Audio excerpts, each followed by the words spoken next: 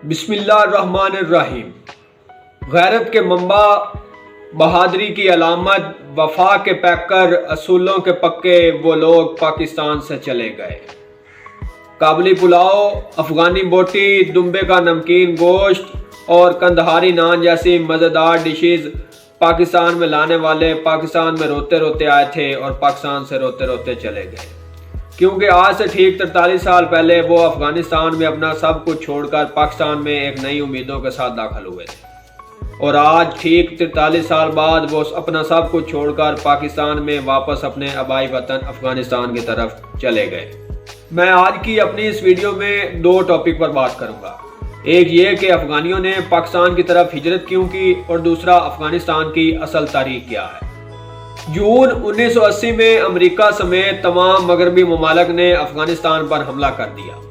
کیونکہ وہ سمجھتے تھے کہ دنیا میں جتنی بھی دہشت گردی ہو رہی ہے وہ افغانستان کی پیدا کرتا ہے۔ اس لیے ان تمام ممالک نے پوری قوت کے ساتھ افغانستان سے دہشت گردی کے خاتمہ کرنے کے لیے افغانستان پر حملہ کر دیا، جس کے نتیجے میں افغانیوں کی ایک بہت بڑی تعداد نے پاکستان کی طرف ہجرت کی،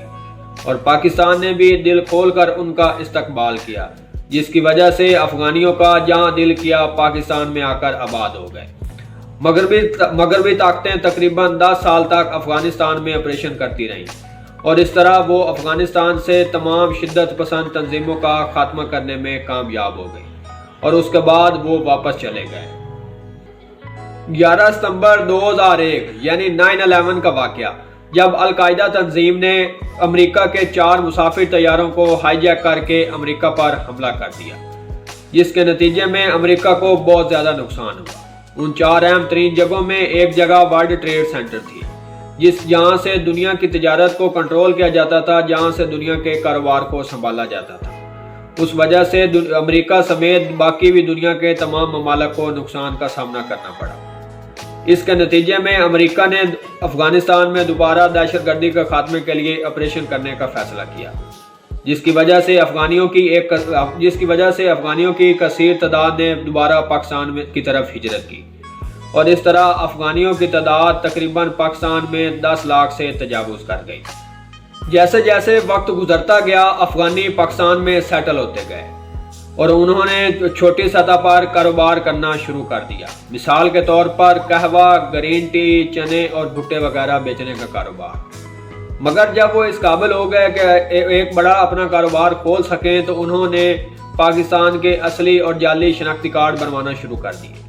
تاکہ وہ ان کو کاروبار کرتے ہوئے کسی قسم کی مشکلات کا سامنا نہ کرنا پڑے، اور وہ سکون سے اپنا کاروبار کر سکیں اور پاکستان میں مستقل طور پر رہائش اختیار کر سکیں۔ مگر جب پی ڈی ایم کی گورنمنٹ ختم ہوئی تو انوار الحق کاکڑ کی سربراہی میں نگران سیٹ اپ آیا۔ نگران سیٹ اپ یعنی موجودہ گورنمنٹ نے ملکی صورتحال کو دیکھتے ہوئے افغان مہاجرین کو واپس اپنے ملک بھیجنے کا فیصلہ کیا، اور اس طرح ان کو ساتھ ہی 31 اکتوبر تک کی ڈیڈ لائن دی گئی، تاکہ 31 اکتوبر تک جتنے بھی مہاجرین ہیں جو وہ پاکستان سے واپس اپنے ملک چلے جائیں۔ اس کے بعد اب ہر روز افغانیوں کو چمن اور ترکھم بارڈر کے ذریعے ہزاروں کی تعداد میں واپس ان کو اپنے ملک بھیجا جاتا ہے، کیونکہ ایسے فیصلے جو ہیں وہ کوئی سیاسی جماعت نہیں کر سکتی۔ ایک نگران سیٹ اپ ہی کر سکتا ہے، کیونکہ اس نے آئندہ الیکشن میں تو حصہ لینا نہیں ہوتا۔ اس لیے افغانی اپنا سب کو چھوڑ کر 43 سال بعد واپس اپنے ملک بھیجے جا رہے ہیں، ترکھم بارڈر اور چمن بارڈر کے ذریعے۔ کے حوالے سے اگر عالمی قوانین کی بات کی جائے تو اگر کسی ملک میں کوئی قدرتی آفات آ جائیں، یا اس ملک میں کوئی ایسی صورتحال یا کوئی ایسا مسئلہ پیدا ہو جائے کہ جس سے وہاں کی عوام کو اپنی جان کا خطرہ ہو، تو وہ اپنے ہمسایہ ممالک کی رضامندی کے ساتھ اس ملک کی طرف ہجرت کر سکتے ہیں، اور اس ملک پر لازم ہے کہ وہ ان پناہ گزینوں کے لیے ایک مخصوص جگہ کا انتظام کرے، اور ان پناہ گزینوں کو اس مخصوص جگہ سے آگے نہ جانے دیا جائے، یعنی ان کو اس علاقے میں ہی رکھا جائے۔ لیکن پاکستان میں سب کچھ اس کے برعکس ہوا۔ اس ملک کو پناہ گزینوں کی کفالت کے لیے عالمی ادارے کی طرف سے لاکھوں ڈالر ملا کرتے، مگر ساتھ یہ بھی شرط رکھی گئی ہے کہ جب اس ملک کے یعنی پناہ گزینوں کے ملک کے حالات ٹھیک ہو جائیں تو اس ملک کو چاہیے کہ جس ملک میں پناہ گزین رہتے ہوں ان کو واپس اپنے ملک بھیج دیا جائے، لیکن پاکستان نے ایسا بھی کچھ نہ کیا۔ افغانستان کو تاریخی لحاظ سے بھی بڑی اہمیت حاصل ہے، اس لیے اگر افغانستان کی تاریخ کی بات کی جائے تو افغانستان وسطی ایشیا میں واقع ایک چھوٹا سا اسلامی ملک ہے۔ خشکی میں گھرا ہوا یہ ملک شروع سے ہی حملہ آوروں کی زد میں رہا ہے۔ برصغیر پاک و ہند میں جتنی سلطنتیں وجود میں آئیں ان سب کے بانی افغانستان کے راستے برصغیر میں داخل ہوئے۔ مثال کے طور پر ظہیر الدین بابر، سلطان محمود غزنوی، احمد شاہ ابدالی اور اس طرح کے اور بھی بہت سے نام شامل ہیں۔